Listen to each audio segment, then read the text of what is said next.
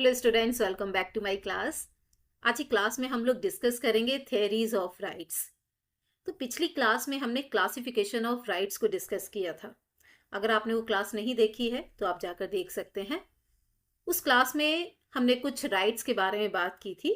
For example social rights, political rights, legal rights, इस तरह की कुछ बातें थी। मीनिंग एंड डेफिनेशन भी हम लोगों ने डिस्कस किया था। बट आज की क्लास में हम लोग थेरीज के बारे में बात करेंगे। राइट से रिलेटेड काफ़ी सारी थेरीज हैं। For example natural rights theory है, लीगल राइट्स थेरी है, आइडियलिस्टिक थेरी है, हिस्टोरिकल थेरी है, कई सारी चीज़ें हैं यहाँ पर। तो एक एक करके हम लोग डिस्कस करते हैं। ओके, सबसे पहले बात करेंगे नेचुरल थेरी ऑफ राइट्स की। तो नेचुरल थ्योरी ऑफ राइट्स जो है, इसके तीन मेन जो एडवोकेट्स हैं, हॉब्स, लॉक, रूसो, उन्होंने इसके बारे में बात की है। हॉब्स ने लेवियाथन में नेचुरल राइट्स के बारे में बात की है। इसके बाद जॉन लॉक बात करते हैं टू ट्रीटीज ऑन गवर्नमेंट में, जिसमें वो कहते हैं लाइफ, लिबर्टी एंड प्रॉपर्टी, ये तीन बेसिक नेचुरल राइट्स होते हैं जो किसी भी पर्सन को मिले होते हैं। रूसो जो सोशल कॉन्ट्रैक्ट में कुछ नेचुरल राइट्स के बारे में बात करते हैं। इसके अलावा यहाँ एरिस्टोटल भी पॉलिटिक्स में कहते हैं no one would call a man happy, किसी भी ऐसे पर्सन को हैप्पी नहीं कहा जा सकता है who was completely lacking in courage, temperance, justice और विजडम। तो यहाँ पर कुछ थिंकर्स हैं जिन्होंने नेचुरल राइट्स को क्रिटिसाइज किया है। इनमें सबसे ऊपर नाम आता है बेंथम का। बेंथम नेचुरल राइट्स को एक नॉनसेंस बयानबाजी कहते हैं, एक बकवास बयानबाजी कहते हैं। उनके अकॉर्डिंग जो राइट्स हैं वो प्री एग्जिस्टिंग नहीं है। पहले स्टेट आया है, लॉ आया है, सोसाइटी आई है, इसके बाद राइट्स आए हैं। Okay, according to Bentham, for him rights are the product of legal systems, यानी कि स्टेट का प्रोडक्ट है rights. Okay, rather than abstract natural constructs. बाद लास्की भी नेचुरल राइट्स को रिजेक्ट करते हैं और बेंथम का जो आइडिया था उसको ही फॉलो करते हैं। वो भी यहाँ पर ये कहते हैं कि जो राइट्स हैं वो सोसाइटी में ही पॉसिबल हो सकते हैं। अगर सोसाइटी नहीं है तो राइट्स भी नहीं हो सकते हैं। He suggest that the concept of rights requires a social framework to have meaning. तो यानी कि राइट्स के लिए एक सोशल फ्रेमवर्क का होना बहुत ही जरूरी होता है। राइट्स एंड ड्यूटीज जो हैं इनका कोई भी एग्जिस्टेंस नहीं होता है, और एक सोशल स्ट्रक्चर में, एक सामाजिक व्यवस्था में ही जो अधिकार हैं वो हमें मिल सकते हैं। इसके बाद बर्क आते हैं, वो भी नेचुरल राइट्स के अगेंस्ट हैं। वो ये यहाँ पर कहते हैं कि राइट्स जितने ज़्यादा आइडियलाइज्ड होंगे, जितने ज़्यादा आदर्श होंगे कि ऐसा होना चाहिए, ऐसे राइट्स मिलने चाहिए ह्यूमंस को किसी भी सोसाइटी में, किसी भी स्टेट में, तो जितने ज़्यादा वो आइडियलाइज्ड होंगे, जितने ज़्यादा एब्स्ट्रैक्ट होंगे, प्रैक्टिकली उनको लागू करना किसी भी सोसाइटी में, किसी स्टेट में उतना ही मुश्किल होता है। ठीक, इसके बाद लास्ट की नेचर ऑफ राइट्स के बारे में डिस्कस करते हुए कहते हैं राइट्स आर नॉट इटर्नल और इमिटेबल। राइट्स जो हैं वो शाश्वत नहीं है, वो अपरिवर्तनीय नहीं है। वो एक सिविलाइज्ड लाइफ के अकॉर्डिंग चेंज होते रहते हैं। ठीक है, उनमें चेंजेस आते रहते हैं। जैसे सोसाइटी में जो लोग होते हैं उनकी लाइफ के अकॉर्डिंग, जैसे जैसे उनकी जो सिविलाइजेशन बढ़ता है, मॉडर्नाइजेशन बढ़ता है, उनकी ज़रूरतें बढ़ती हैं, डिमांड बढ़ती हैं, उसी के अकॉर्डिंग जो राइट्स हैं वो भी उनको मिलते रहते हैं, उनमें चेंजेस आते रहते हैं। यहाँ पर वो ये कहते हैं कि राइट्स जो हैं उस सेंस में नेचुरल होते हैं कि वो ह्यूमन कंडीशंस की ज़रूरतों और सोशल एग्जिस्टेंस की वजह से आते हैं, ना कि स्टैटिक और यूनिवर्सल तौर पर। ठीक है, वो क्लियरली यहाँ पर कहते हैं कि जो राइट्स हैं वो प्री एग्जिस्टिंग नहीं है, वो नेचर ने प्रोवाइड नहीं किए। ओके, नेक्स्ट है theory of legal rights. It is opposite of natural rights theory. Natural rights theory में क्या होता था कि उसमें ये माना जाता था कि लोगों को नेचर या फिर गॉड के थ्रू कुछ राइट्स प्रोवाइड होते हैं। ठीक है, पर जो लीगल राइट्स थ्योरी है ये मानती है कि जो भी राइट्स हैं वो स्टेट प्रोवाइड करता है, लोगों के पास पहले से कुछ राइट्स नहीं होते हैं। This theory was propounded by the jurists of the analytical school of law. तो इस थ्योरी के according the state does not recognise but actually creates rights. A right is a claim which is upheld by the force of the state upon the order of its court। तो court के order पर state जो है वो कुछ rights जो हैं वो लोगों को प्रोवाइड करता है। ठीक है, इट इज द लॉ और command of the sovereign. Rights क्या हैं? ये एक लॉ है, कमांड है of the sovereign and his authority that creates and maintains rights.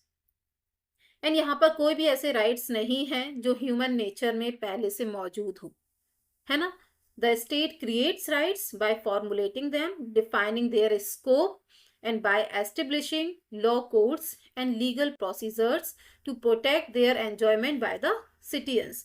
तो स्टेट क्या करता है, ये कुछ राइट्स को यहाँ पर क्रिएट करता है, उनका स्कोप कितना होगा यानी किस हद तक लोगों को प्रोवाइड किए जाने हैं, ठीक है।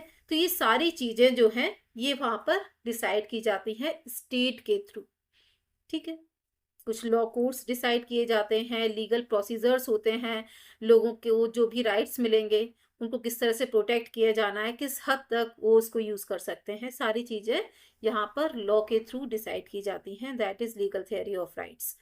तो लीगल राइट्स थियरी के कुछ मेन एडवोकेट्स हैं, बेंथम, हीगल एंड ऑस्टिन, ठीक है। तो ये भी यही बात करते हैं कि राइट्स जो हैं वो स्टेट प्रोवाइड करता है। तो यहाँ पर कुछ एसेंशियल फीचर्स हैं इन थ्योरीज के, उनके बारे में बात करते हैं। द स्टेट डिफाइंस, स्टेट जो है वो राइट्स को डिफाइन करता है और बिल ऑफ राइट्स बनाता है। Rights are neither prior nor anterior to the state because it is the state that is the source of rights. Second है the state lays down a legal framework. तो obviously हम लोगों ने अभी बात की है कि स्टेट जो है एक लीगल फ्रेमवर्क तैयार करता है which guarantees rights and that it is the state which enforces the enjoyment of rights. Third, as a law creates and sustains rights. तो जिस तरह से लॉ जो है वो क्रिएट करता है और सस्टेन करता है राइट्स को, बनाकर रखता है। So when the content of the law changes, तो अगर लॉ का जो कंटेंट है वो चेंज होता है, the substance of rights also change, ठीक है। तो ये लीगल थियरी ऑफ राइट्स है। नेक्स्ट है historical theory of rights. Historical theory of rights को प्रेस्क्रिप्टिव थियरी भी कहते हैं और ये मानती है कि जो स्टेट है एक लंबे प्रोसेस के बाद आया है, एक काफी लंबा जो प्रोसेस है, वक्त है वो लगा है स्टेट बनने में, है ना। और राइट्स जो हैं उस स्टेट में जो राइट्स हैं वो कस्टम्स के थ्रू, ट्रेडिशंस के थ्रू आते हैं। तो यहाँ पर बर्क भी यही बात कहते हैं कि किसी भी सोसाइटी में अगर लोग काफी लंबे वक्त तक किसी भी कस्टम को, किसी भी चीज को फॉलो करते हैं, उसे अपनी लाइफ में एक्सरसाइज करने की कोशिश करते हैं, उसे मानते हैं, तो उसके ऊपर राइट्स उनको मिल जाते हैं, यानी उससे रिलेटेड राइट्स जो है उनको मिल जाते हैं। फॉर एग्जाम्पल, अगर हम लोग इंडिया में बात करते हैं, बहुत सारे यहाँ पर ऐसे एरियाज हैं जहाँ पर लोग हैं, या हम अपनी हिंदू मान्यता के अकॉर्डिंग जो भी हम चीजें करते रहे हैं सालों से, जो हमारे ट्रेडिशन है, जो हमारे कस्टम्स हैं, तो उनसे रिलेटेड राइट्स हमें मिले हुए हैं। हम अपने मंदिर में जाते हैं, पूजा करते हैं, या फिर जो भी कुछ पर्टिकुलर ग्रुप्स हैं, वो भी जो माइनॉरिटीज ग्रुप्स हैं या फिर जो अदर जो लोग हैं, तो उनको अपने ट्रेडिशन से रिलेटेड, अपने कस्टम से रिलेटेड राइट्स मिल जाते हैं क्योंकि वो सालों से उस चीज को कर रहे हैं, है ना। तो ये माना जाता है कि every right is based on the force of long observance. As traditions and customs stabilize owing to their constant and continuous usage, they take the shape of rights. तो ये जो थियरी है 18th सेंचुरी में हमें देखने के लिए मिलती है एडमंड बर्क की राइटिंग्स में। ओके, इसके बाद कुछ सोशलॉजिस्ट थे, उन्होंने इसे अडॉप्ट कर लिया था। अब बात करते हैं इकोनॉमिक राइट्स थियरी की। इकोनॉमिक राइट्स थियरी को कई पार्ट्स में हम लोग डिवाइड कर सकते हैं। सबसे पहला है प्रॉपर्टी राइट्स थियरी। इसके अकॉर्डिंग लोगों के पास अपनी पर्सनल प्रॉपर्टी होनी चाहिए, उससे रिलेटेड राइट्स होने चाहिए। ये थियरी यहाँ पर एम्फेसाइज करती है the importance of private property rights for economic development, कि हर एक के पास अपनी एक प्राइवेट प्रॉपर्टी होती है, जैसा कि लॉक भी कहते हैं लाइफ, लिबर्टी एंड प्रॉपर्टी। ये तीन इन्होंने राइट्स बताए थे। तो यहाँ इस थियरी के अकॉर्डिंग लोगों को उनकी एक अपनी प्राइवेट प्रॉपर्टी होती है, उसकी इंपॉर्टेंस पर इन्होंने एम्फेसाइज किया है। सेकेंड पॉइंट है protects individuals rights to own, use and dispose of property. Third, encourage investment, innovation and economic growth. ठीक है, 3 पॉइंट्स में हमने इसे समराइज कर दिया। नेक्स्ट है वेलफेयर राइट्स थियरी। ये थियरी बात करती है कि अगर सोसाइटी में सोशल वेलफेयर करना है, लोगों के कल्याण के लिए ये काम करना है, तो उन्हें कुछ राइट्स दे दिए जाते हैं। ठीक, the theory argues that the state should recognise only such rights to help promote social welfare. ठीक है, तो सोशल वेलफेयर थ्योरी को एडवोकेट करने वालों में सबसे ऊपर नाम आता है रोस्को, पाउंड और चाफी का। ठीक है, बट 18वीं सेंचुरी में हम बेंथम को सबसे ऊपर रखते हैं। बेंथम इसके एडवोकेट माने जाते हैं 18वीं सेंचुरी में। ये थ्योरी यहाँ पर कहती है advocates for the recognition of social and economic rights as essential for human being. Human well being के लिए, मानव कल्याण के लिए कुछ सोशल एंड इकोनॉमिक राइट्स जो हैं उनको देने की वकालत करती है। ठीक है, यानी कि अगर लोगों का सामाजिक और आर्थिक कल्याण करना है तो उन्हें कुछ यहाँ पर राइट्स देने होंगे, सोशल और इकोनॉमिक राइट्स देने होंगे। Includes right to education, health care, housing and social security.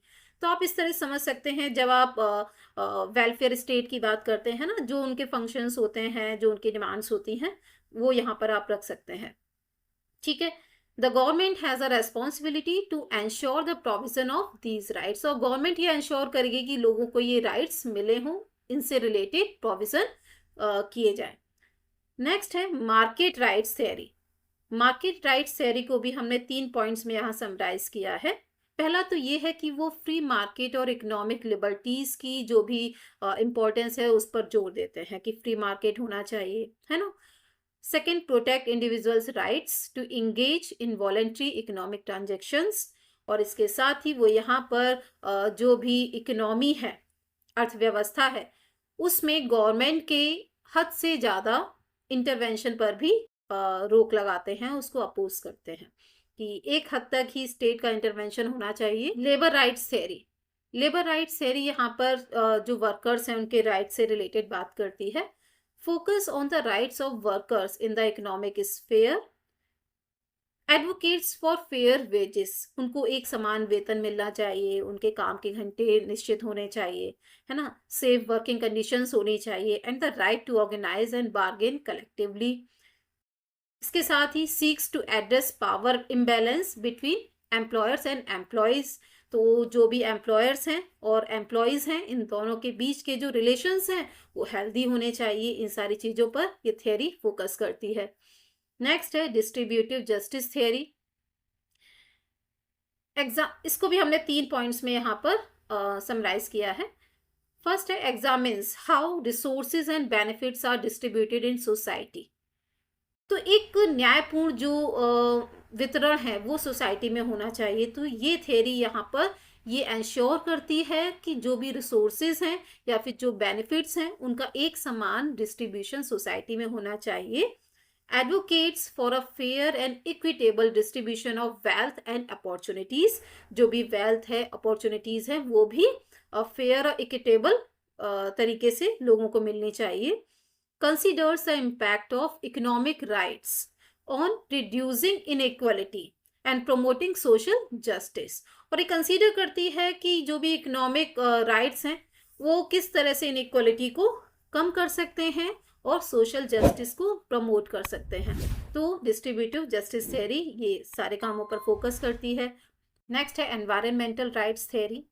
इसको भी हमने 3 पॉइंट्स में समराइज किया है। First, recognise the rights of future generations and environment. Future generations के लिए कुछ राइट्स ये लोग डिसाइड करते हैं, उनकी डिमांड करते हैं। एनवायरनमेंट के प्रोटेक्शन की डिमांड करते हैं, सस्टेनेबल डेवलपमेंट, सतत विकास के लिए काम करते हैं, प्रोटेक्शन ऑफ नेचुरल रिसोर्सेज की डिमांड करते हैं। इसके साथ ही फ्यूचर जनरेशंस के लिए एनवायरनमेंट को प्रोटेक्ट करने, उसको प्रिजर्व करने की ज़रूरत के साथ साथ ये इकोनॉमिक राइट्स को भी यहाँ पर उसके बारे में भी ये बात करते हैं। ठीक है, कि इकोनॉमिक राइट्स भी लोगों को मिलने चाहिए। नेक्स्ट है आइडियलिस्टिक थ्योरी ऑफ राइट्स। ये थ्योरी यहाँ पर ये कहती है कि जो भी स्टेट है वो एक दैवीय इंस्टीट्यूशन है, एक दैवीय संस्था है। ठीक है, और इसी तरह से जो हीगल है वो भी यहाँ पर इसी बात को कहते हैं, state is a March of God on earth. State क्या है? स्टेट पृथ्वी पर भगवान का एक रूप है, उसकी एक संस्था है।